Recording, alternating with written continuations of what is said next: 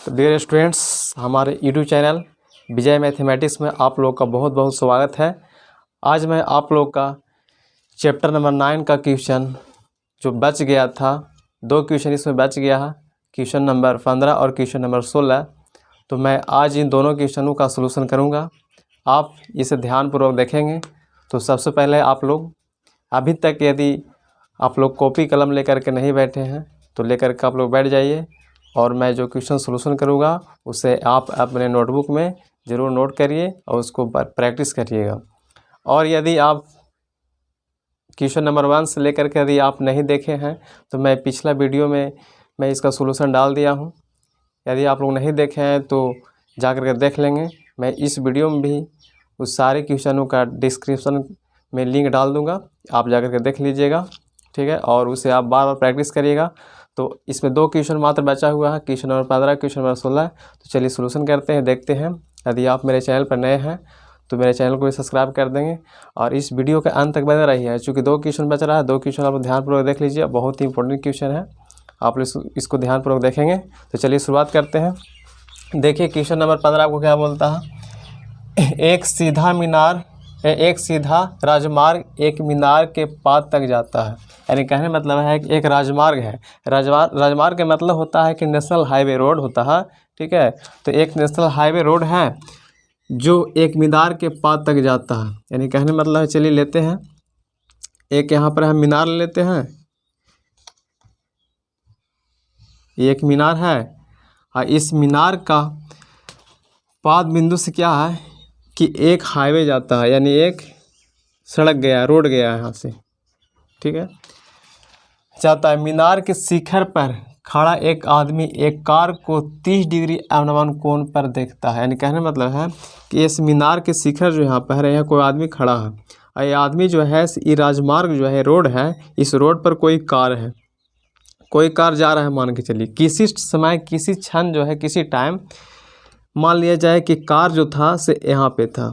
यदि इसको हम यही मान लेते हैं तो मान लेते हैं कि सी बिंदु पर कार था, जिसमें व्यक्ति देखा इसको, कार को, इस रोड पर सी बिंदु पर था। और उस समय इस व्यक्ति का जो अवनमन कोण जो बनता है वो कितना बनता है, 30 डिग्री। तो अवनमन कोण कहाँ बनता है, तो इस व्यक्ति यहाँ पर ही बनेगा, ठीक है।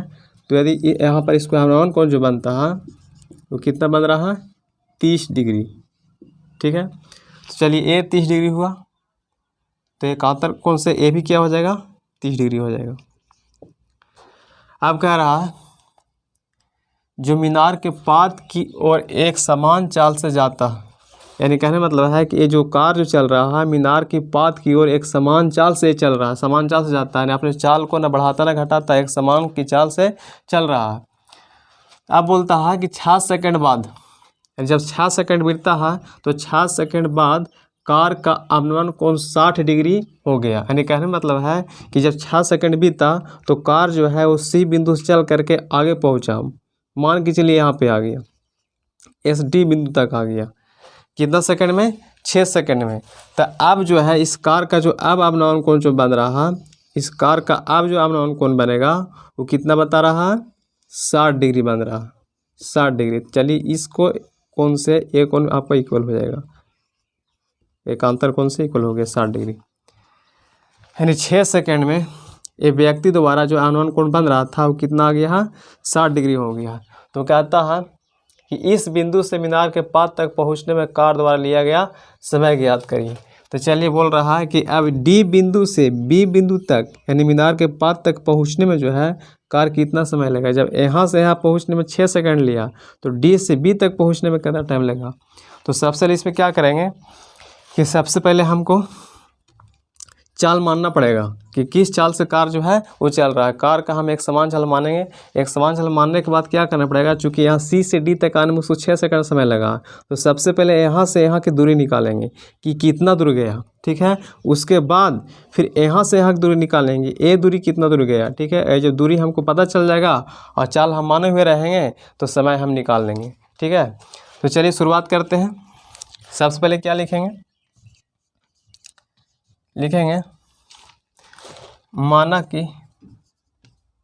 माना कि कार का एक समान एक समान चाल बराबर x किलोमीटर प्रति घंटा। माना कि कार का चाल जो हो गया वो कितना हो गया, x किलोमीटर प्रति घंटा हो गया। उसके बाद इसलिए जब चाल जब हो गया x किलोमीटर घंटा तो 6 सेकेंड में, इसलिए 6 सेकेंड में कार द्वारा तय की गई दूरी, यानी कहने मतलब हुआ कि हम चाल मान लिए x, तो हम 6 सेकेंड में कार जो है से कितना दूर चल करके गया वो देखना हमको है। तो दूरी बराबर क्या फार्मूला होता है, तो दूरी बराबर होता है चाल इंटू समय होता है। तो चाल कितना है, चाल x माने हैं और समय कितना हो गया 6 सेकेंड। चलिए यानी हो गया 6x। चाल कैसा करें कि चाल को आप किलोमीटर ये सेकेंड में दिया हुआ है टाइम ने, तो इसको क्या मानिए कि मीटर प्रति सेकेंड में मान लीजिए, अच्छा रहेगा। मीटर प्रति सेकेंड, चूँकि किलोमीटर में नहीं दिया हुआ है, घंटा में नहीं दिया हुआ है, सेकेंड में दिया हुआ है। सेकेंड में हो गया तो मीटर प्रति सेकेंड मान लेंगे। ऐसे आप घंटा में मान सकते हैं, लेकिन इसको आपको चेंज करना पड़ेगा फिर किलोमीटर घंटा में। तो मेरा सेकेंड में दिया हुआ है तो सेकेंड में रह देंगे।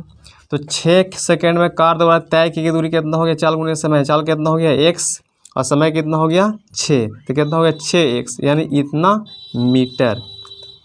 यानी तय की गई दूरी कितना हो गया, यानी CD ले सकते हैं यहाँ पर, यानी हम लिख सकते हैं यहाँ पर कि CD बराबर, यानी इसलिए CD बराबर कितना गया 6 मीटर, यानी यहाँ से यहाँ का डिस्टेंस हो गया वो कितना हो गया 6x हो गया। अब क्या करेंगे, क्या हमें D से B तक हमको डिस्टेंस निकालना है, दूरी निकाल लेना है। जब D से B की दूरी हमको निकल जाएगा तो चाल हम मान चुके हैं और दूरी निकल जाएगा तो हम समय आराम से ज्ञात कर सकते हैं। समय फॉर्मूला हो जाएगा, दूरी बटे चाल हो जाएगा। तो चलते हैं आप चलेंगे त्रिभुज, इसको निकालने के लिए तो हमको 2 त्रिभुज चलना पड़ेगा, ABC में चलना पड़ेगा और फिर ABD में, 2 त्रिभुज चलना पड़ेगा। तो चलते हैं पहले छोटा त्रिभुज में ABD में चलेंगे। अब समकोण त्रिभुज ABD में, चूँकि इसको हमको निकालना है और ये लंब हो गया, तो लंब और आधार किस में आता है, तो लंब आधार होता है tan में आता है। तो tan 60 degree 60 degree equal to क्या हो जाएगा, लंब बाई आधार, लंब क्या हो गया AB, आधार कितना हो गया BD हो गया, आधार BD हो गया। tan 60 की वैल्यू होता है √3। AB भी हमको ज्ञात नहीं है और BD भी हमको ज्ञात नहीं है, तो यहाँ से क्या करेंगे, क्रॉस मल्टीपल करेंगे। तो AB1 से AB इक्वल टू BD में √3 से करेंगे तो √3 BD। अब यहाँ से क्या करना है, अब चलेंगे त्रिभुज ABC में। अब त्रिभुज ABC में तो इसमें क्या हो गया, ये लंब हो जाएगा और ये आधार हो जाएगा। तो इसमें हम tan का फॉर्मूला लगाएंगे, tan 30 डिग्री इक्वल टू लंब क्या हो गया AB और आधार BC हो गया, आधार मेरा क्या हो गया BC। चलिए स्पेस नहीं हो रहा है, जल्दी से नोट करिए, इसको मिटाएंगे हम, जल्दी करिए। चलिए इस तरह मिटाते हैं, यहाँ मिटाते हैं। देखिए आगे tan 30 डिग्री, तो tan 30 डिग्री वैल्यू कितना होता है 1/√3। उसके बाद AB बटा AB हम निकाल चुके हैं कितना √3 BD। तो AB की जगह पर आप √3 BD लिखिए, √3 BD, चूँकि AB निकाल चुके हैं। देखिए इसको समीकरण फर्स्ट में मान सकते हैं, समीकरण फर्स्ट में AB निकाल दिए हैं, √3 BD लिख दिए।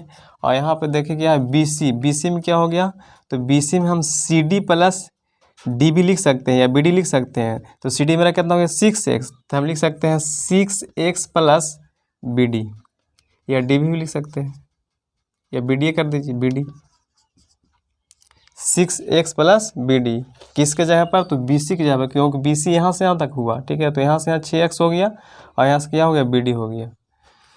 अब देखिए यहाँ से यार क्रॉस मल्टीपल करते हैं, तो √3 में √3 करेंगे, 3 3 9 9 का कुल 3 आएगा, 3 BD होगा। 3BD equal to 6x plus BD में अंश है तो 6x प्लस BD। अब देखा जाए यहाँ पर 3BD, BD इधर आएगा minus BD equal to 6x। अब यहाँ आएगा 2BD, 2BD कितना हो गया 6x, कैंसिल हो जाएगा 2 तिहाई 6, यानी BD इक्वल टू आ गया 3x। अब देखिए B से D के हमको दूरी निकल गया, B से D की दूरी कितना निकल गया 3x आ गया। तो पूछ रहा है समय, क्या पूछ रहा है समय, तो समय बराबर क्या हो जाएगा, तो समय बराबर फार्मूला होता है, समय बराबर फार्मूला होता है क्या, दूरी बटा चाल। समय का क्या फार्मूला होता है, दूरी बटा चाल। देखिए दूरी क्या हो गया BD, इसलिए लिखेंगे कि बिंदु D से B तक जाने में लगा समय बराबर, यानी यहाँ पर क्या हो गया कि D से B बिंदु तक गया, B क्या है तो B जो है इसे मीनार के पाद बिंदु है, तो मीनार के पाद बिंदु तक जाने में कितना समय लग रहा, जब लगा समय क्या होगा दूरी बटा चाल, दूरी बटा चाल। तो दूरी बाई चाल हो गया, तो दूरी कितना हो गया, दूरी कितना हुआ, दूरी हो गया 3BD, 3x निकला, दूरी क्या निकल गया 3x, यानी यहाँ से यहाँ दूरी हो गया 3x। और चाल कितना माने थे, तो चाल माने थे x, चाल x माने थे, तो x हो गया, देखिए x कैंसिल हो जाएगा, यानी जाएगा 3 सेकेंड, 3 सेकेंड, यानी मीनार इस बिंदु से मीनार के पाद बिंदु तक जाने में कार का समय कितना लगेगा 3 सेकेंड। 3 सेकेंड में जो है से मीनार जो है कार जो है से बिंदु D से मीनार के पाद बिंदु तक पहुंच जाएगा। तो चलिए ये आपका आंसर हो गया। तो आप इसे आसानीपूर्वक समझ लिए होंगे। यदि एक बार और नहीं समझ में आएगा तो वीडियो को आप रिपीट करके देख लीजिएगा। चलिए नेक्स्ट क्वेश्चन की ओर चलते हैं, ये जल्दी आप लोग नोट करिए। चलिए तो स्क्रीनशॉट ले लीजिए और नेक्स्ट क्वेश्चन की ओर बढ़ते हैं। हाँ तो नेक्स्ट क्वेश्चन नंबर 16 देखते हैं। अब देखिए क्या क्वेश्चन नंबर 16 क्या था, ध्यानपूर्वक पढ़िए इसे और दिमाग लगाइए कि किस प्रकार से बनेगा। देखिए क्वेश्चन नंबर 16 में आपको क्या बोलता है, ध्यानपूर्वक पढ़िए इससे पहले। कह रहा मीनार के आधार से और एक सरल रेखा में 4 मीटर और 9 मीटर की दूरी पर स्थित दो बिंदु हैं, शिखर का यूनियन कोण पूरा कोण है, तो सिद्ध करें कि मीनार की ऊंचाई 6 मीटर है। यानी कहने मतलब है, कह रहा कि एक मीनार है, चलिए एक मीनार ले आता, चलो मैंने एक मीनार ले लिया। अब इस मीनार से क्या कह रहा, तो इस मीनार से बोल रहा है कि मीनार के आधार से, यानी इस मीनार के आधार से एक सरल रेखा में 4 मीटर और 9 मीटर की दूरी पर दो बिंदु स्थित है। तो चलिए देखिए यहाँ पे दो बिंदु स्थित है, इसके मीनार के जो यहाँ पे आधार हुआ और इस आधार से एक सरल रेखा में, इस सरल रेखा में दो बिंदु स्थित है। एक बिंदु यहाँ पे स्थित है जो कितनी दूरी पर है, जो 4 मीटर की दूरी पर है, और दूसरी बिंदु जो है वो दूसरी बिंदु यहाँ दूसरी बिंदु स्थित है जो 9 मीटर की दूरी पर स्थित है। यानी मीनार के जो आधार है, मीनार के जो पाद बिंदु हो गया यहाँ से, ये भी मान के चलिए मीनार यदि हो गया, तो B से एक बिंदु C पर है, एक बिंदु D पर है।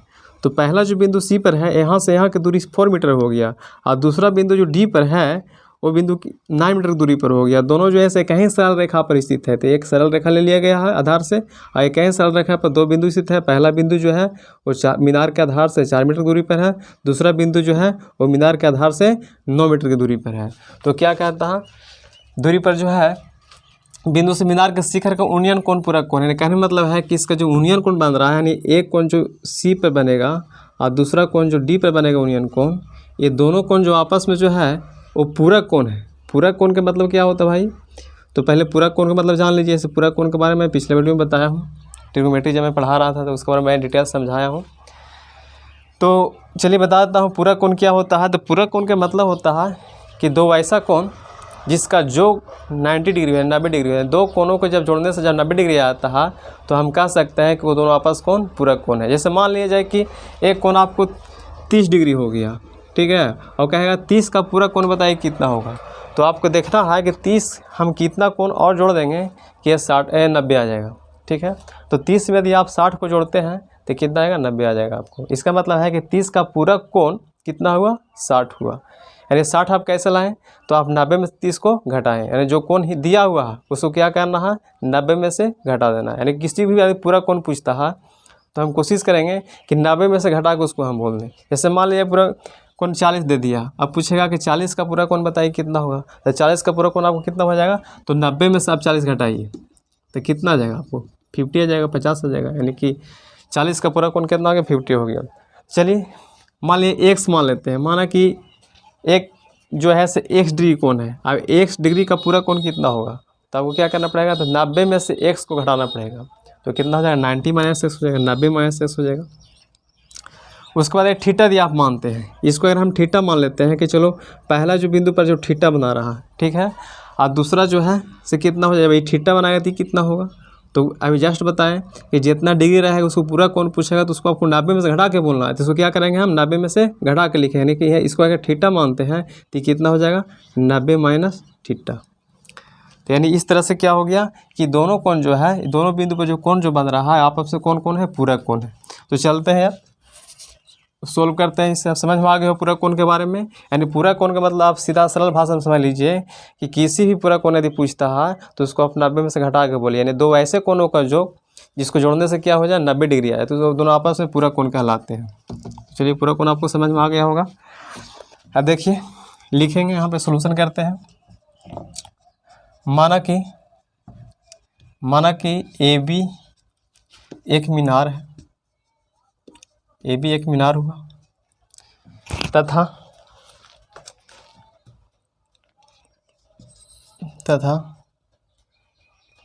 मीनार के आधार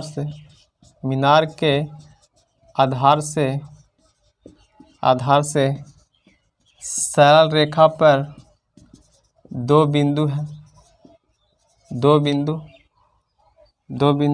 सी और डी है, जो क्रमशः आधार से 4 मीटर और 9 मीटर की दूरी पर है। चलिए अब चलते हैं किसमें, अब पूरा कोण कह रहा है तो पूरा कोण मान लिया थीटा माने, दूसरा कह रहे हैं 90 माइनस थीटा, तो चलेंगे। इसलिए समकोण त्रिभुज ए बी सी में tan कितना हो जाएगा, ए आपका क्या हो गया ऊंचाई, मीनार की ऊंचाई आपको निकाले कह रहा है, कितना लावे कह रहा है, मीनार की ऊंचाई 6 मीटर सीध करे कह रहा है, यानी कि मीनार की ऊंचाई 6 मीटर होगा, तो यानी मीनार की ऊंचाई निकालना है। तो एक क्या हो गया लंब हो गया और एक क्या हो गया आधार हो गया, ठीक है। तो ये लंब हो गया एक आधार, तो लंब आधार किस में आता है tan में आता है, तो लिखेंगे tan थीटा इक्वल टू क्या होगा, तो लंब बाई आधार, लंब कितना हो गया ए बी और आधार कितना हो गया बी सी, तो tan थीटा ही रह जाएगा tan थीटा, बाकी ए बी तो ज्ञात करना है, बी सी है 4 सेंटीमीटर, यानी tan थीटा और कितना हो गया ए बी बाई 4, इसको समीकरण आप फर्स्ट मान लीजिए, ठीक है। अब चलेंगे, अब त्रिभुज ए बी डी में चलेंगे। आप त्रिभुज ए बी डी में समकोण त्रिभुज लिख सकते हैं आप, समकोण त्रिभुज ए बी डी में, समकोण त्रिभुज ए बी डी में तो कितना होगा, इसमें कितना एंगल बनेगा 90 माइनस थीटा, तो हो जाएगा tan 90 माइनस थीटा बराबर क्या होगा लंबाई आधार, तो आपका लंब कितना हो गया, लंब हो गया ए बी, लंब ए बी, आधार क्या हुआ बी डी। चलिए चूँकि जानते हैं कि tan 90 में थीटा इक्वल टू क्या होता है, तो cot थीटा होता है, cot थीटा फॉर्मूला आप पढ़े हुए ट्रिग्नोमेट्री में कि tan 90 minus theta equal to क्या होता है, तो cot थीटा। और ए बी हमें ज्ञात करना है, बी डी देखिए कितना है, तो बी डी हो गया 9 मीटर, बी डी हो गया 9 मीटर, यानी cot थीटा इक्वल टू हो गया ए बी बाई 9, इसको इक्वेशन सेकंड मान लीजिए। अब देखिए ये tan थीटा इक्वल टू निकल के आया है, वो cot थीटा इक्वल टू निकल के आया है। ऐसे आप यहाँ पे ऐसे भी कर सकते हैं कि ए बी बराबर 4 tan थीटा, यहाँ लिख सकते हैं यहाँ पर ए बी बराबर 4 tan थीटा, ठीक है। तो फिर भी चलिए देखिए, अब चलेंगे समीकरण फर्स्ट इंटू समीकरण सेकेंड। अरे समीकरण फर्स्ट को समीकरण सेकेंड से क्या करेंगे, मल्टीपल करेंगे, गुना करेंगे। तो गुना करेंगे तो देखिए tan theta into cot theta बराबर इधर क्या हो जाएगा, तो ए बी बाई 4 इंटू इधर भी क्या हो गया, ए बी बाई 9। अब देखिए यहाँ से tan theta into cot theta बराबर फॉर्मूला क्या होता है, 1 होता है।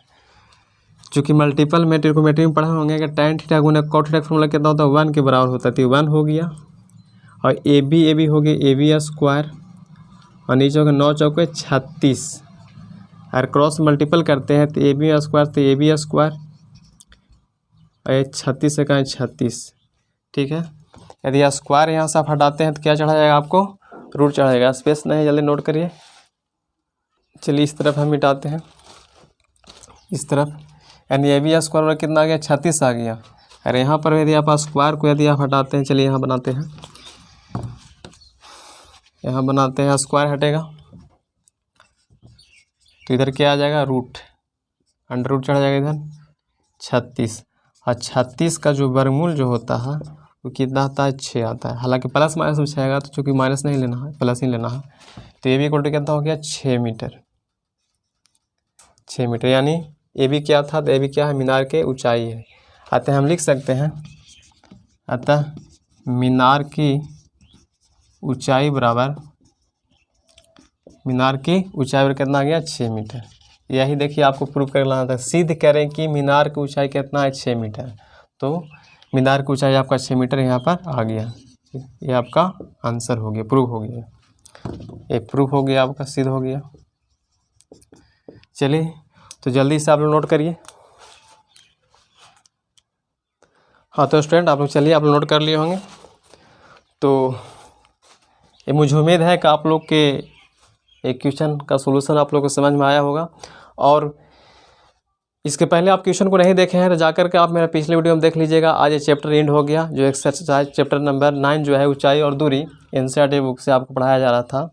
तो इसका जो क्वेश्चन था आपका, टोटल क्वेश्चन नंबर 16 तक था, 16 क्वेश्चन टोटल था इसमें। तो मैं 16 क्वेश्चन का सोल्यूशन मैं कर दिया हूँ, और आज चैप्टर आपका समाप्त हो गया, ऊंचाई और दूरी। और इसके पहले मैंने ट्रिग्नोमेट्री का भी जितना भी क्वेश्चन था मैंने उसको सोल्यूशन कर दिया हूँ।